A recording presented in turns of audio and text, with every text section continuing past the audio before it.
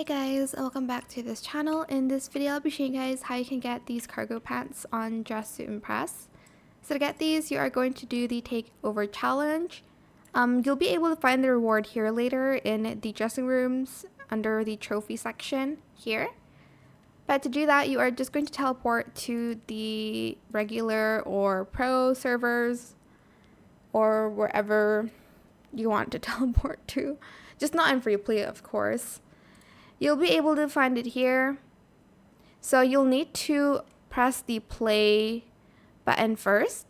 So you can, you only need the noob and pro challenges. So you'll need to play a round from start to finish and place on the podium ones. You do need to press play when you do these challenges. So this will still be locked. So press play first and then play this round and then press play and then you need to place on the podium ones. Then the rest is kind of optional, but you can earn credits and redeem them in the hub. But if you just want the cargo pants, that's basically where you can get it from. And again, it's going to be here. So yeah, that is pretty much it. I hope it was helpful for you guys. Don't forget to like, comment, share, and also subscribe to this channel if you haven't done that already. If you have any more questions about this video, just leave it in the comment section down below.